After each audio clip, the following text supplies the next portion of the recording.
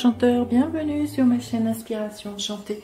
Je vais procéder aux guidances sentimentales pour le mois d'octobre. Alors n'hésitez pas à partager, liker mes vidéos, à vous abonner à ma chaîne, vous abonner aussi à ma page Facebook, à mon Instagram. Je vous dis merci à vous mes abonnés du premier instant et bienvenue aux nouveaux abonnés. Si vous avez besoin d'une guidance privée, je mettrai en barre d'infos le mail avec lequel vous pouvez me joindre. Et petit rappel, ce sont des guidances générales, ça ne pourra pas parler à tout le monde. Prenez ce qui résonne, ne faites surtout pas votre vie en fonction des cartes. Et puis si vous connaissez votre ascendant, votre signe lunaire ou si vous savez où se trouve votre Vénus, allez faire un tour du côté de ce signe-là pour voir les messages délivrés. Alors, à tout de suite pour les guidances du mois d'octobre, signe par signe. Alors, revoilà les Capricornes. Alors, qu'en est-il de votre mois d'octobre? Alors, je vais prendre une carte pour avoir la couleur, la tonalité de votre mois d'octobre, les Capricornes.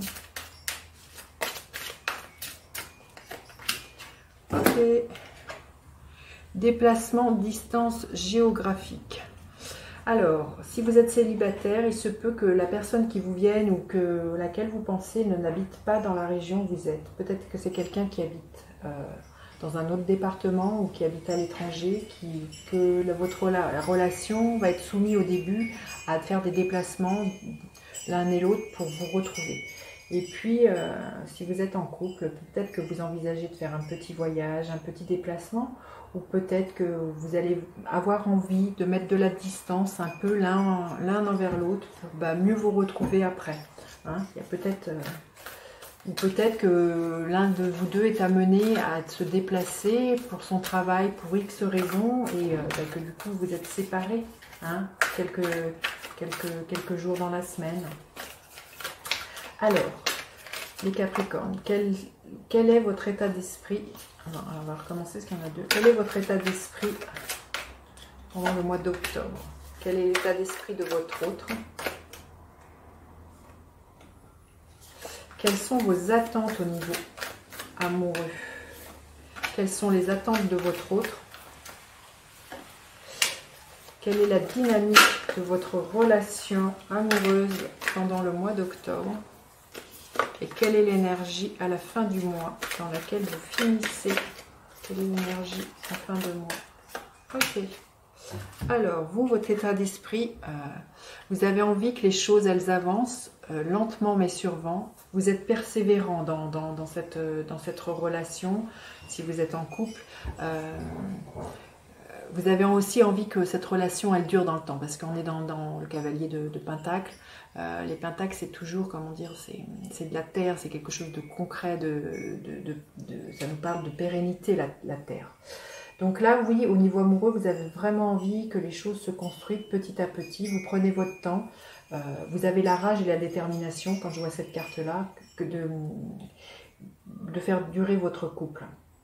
Si vous êtes célibataire, voilà, vous savez que si la personne qui vous vient habite loin ou à laquelle vous pensez, vous savez que votre relation va mettre du temps à s'installer concrètement, avoir quelque chose de l'ordre de la routine, d'un train-train quotidien, mais vous êtes OK avec le fait qu'il va falloir que tout ça se mette en place et que les choses elles avancent. Quel est l'état d'esprit de votre autre? L'état d'esprit de votre autre, c'est le 3 d'épée. Alors si vous êtes célibataire, la personne auquel vous pensez ou la personne qui vous vient, c'est une personne qui a eu le cœur brisé. Le 3 d'épée nous parle toujours de ça, des blessures du cœur. C'est quelqu'un qui pour l'instant est peut-être encore...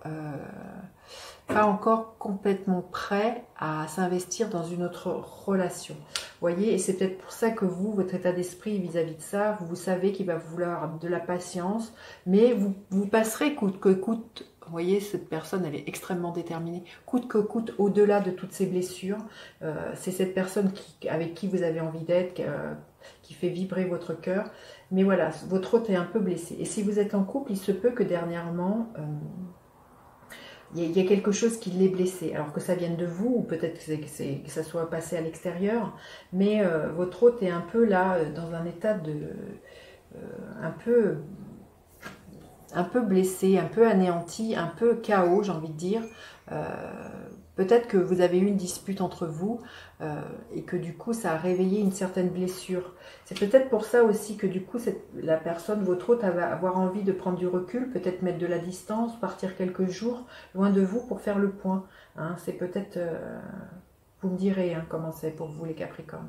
Alors, quelles sont vos attentes au niveau amoureux? Ben oui, vous avez envie d'une vie de famille. Le 9 de coupe nous parle d'un vœu qui se réalise. Vos attentes au niveau amoureux, vous avez envie d'une consécration. Vous avez vraiment envie de vivre la vie que vous avez imaginée à deux, hein, si vous êtes célibataire. C'est pour ça que vous allez attendre. Vous allez être persévérant. Vous savez que si la personne à laquelle vous pensez ou la personne pour lequel vous allez avoir un coup de cœur, cette personne n'est pas encore complètement à vouloir s'investir dans une relation. Vous, vos attentes au niveau amoureux, c'est clair, c'est net, vous voulez le bonheur, vous voulez la réussite, c'est ça qui vous motive. Et les attentes de votre hôte, c'est l'énergie du roi de coupe. C'est quelqu'un qui va avoir envie... quand bien même pour l'instant c'est une personne qui est blessée, c'est quand même quelqu'un au niveau amoureux qui a envie d'être dans l'énergie de ce roi de coupe, c'est quelqu'un qui a envie de s'investir, c'est quelqu'un qui a envie d'avoir une stabilité émotionnelle, qui a envie de beaucoup de douceur au sein de la relation, et c'est quelqu'un qui a envie que dans la relation, comment dire,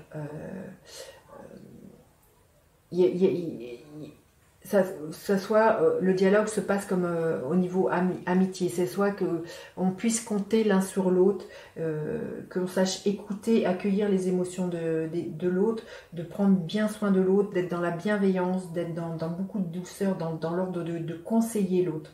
Donc voilà, votre hôte, il a aussi envie, ce qui me vient aussi, c'est peut-être que votre hôte aussi a envie de s'investir justement dans cette relation et qui est beaucoup de douceur, et de se rendre compte que peut-être que pour guérir ces blessures là qui sont là pour lui, il va falloir qu'il fasse appel soit à un ami ou soit à un thérapeute pour guérir ces blessures et pouvoir s'investir complètement dans une relation. C'est peut-être ça là. Donc c'est sûr que ça va demander un peu de temps. Et que du coup, le temps que tout ce travail, cette libération émotionnelle se fasse, permettre après que cette personne soit plus libre et puisse s'investir dans une autre relation. Alors la dynamique de la relation, c'est l'énergie du hiérophante. Il y a vraiment l'idée, là on voit des personnes qui prient, de croire en votre relation, de poser des intentions très claires, de demander à ses guides, de demander clairement à ce qu'on soit aidé, à ce que cette relation, comment dire, finisse par se concrétiser, finisse par s'adoucir, qu'il y ait vraiment de nouveau un dialogue qui se passe. Il y a l'idée d'intériorisation aussi, de revenir à de la paix à l'intérieur de soi, et de comprendre ce par quoi on est à passer. C'est de tirer une leçon d'enseignement pour votre hôte de pourquoi ces blessures, pourquoi il a vécu ça, pourquoi. Il y a vraiment l'idée d'un enseignement avec le pape. Donc ça, c'est la dynamique de votre relation, c'est de faire des erreurs du passé, enfin c'est pas des erreurs, parce que rien n'est erreur, c'est que des expériences et on apprend toujours, mais c'est de faire du passé d'en tirer une leçon, une expérience qui fait grandir et de se dire voilà, j'ai vécu ça pour avoir expérimenté ça et que ça me fait grandir et que aujourd'hui je suis à même de ne pas reproduire les mêmes choses. Et quelle est l'énergie en fin de mois? C'est l'énergie du diable. Donc en fin de mois, je pense qu'il y a quand même l'idée de se rendre compte que d'être trop dans l'attente, vous voyez, que les choses soient comme on voudrait, je veux dire, il y a peut-être l'idée d'une dépendance affective. C'est de trop vouloir compter sur l'autre pour que son propre bonheur existe. C'est peut-être ça la blessure que votre hôte va contacter d'ailleurs, c'est de se rendre compte qu'il est trop dans l'attente par rapport à la personne avec qui il était. C'est de trop demander, c'est de ne pas se rendre compte qu'à l'intérieur de lui, on a tout à l'intérieur de soi, que l'autre est juste, comment dire, un plus, je veux dire la cerise sur le gâteau, mais on ne doit pas, l'autre n'a pas à combler des manques, des besoins ou des attentes. Et c'est ça que vous allez vous rendre compte à la fin du mois, c'est que l'autre, si vous investissez trop dans l'autre, c'est source de dépendance affective. Il y a vraiment quelque chose là à continuer votre vie.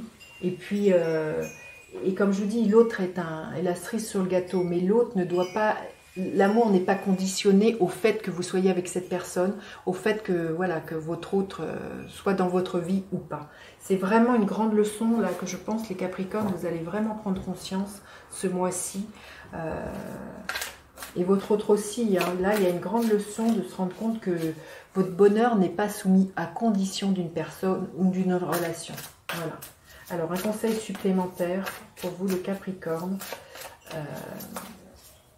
Un message supplémentaire. Voilà. Nous sommes tous sœurs et nous reflectons. Le divin se reflète dans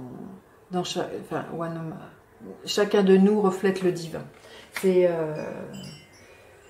de se rendre compte, quand je vous disais, c'est qu'à la fois de son unicité, de sa complétude, et qu'on est déjà tout ce que l'on cherche, et que l'autre est vraiment voilà, un cadeau supplémentaire, mais l'autre n'est pas notre source de bonheur. Nous sommes notre propre source de bonheur. Voilà, écoutez, vous me direz comment ça résonne pour vous les Capricornes, j'ai hâte de vous lire, et puis n'hésitez pas à partager, liker, à vous abonner à ma chaîne. Je vous dis à bientôt pour d'autres guidances. Bye bye les enchanteurs.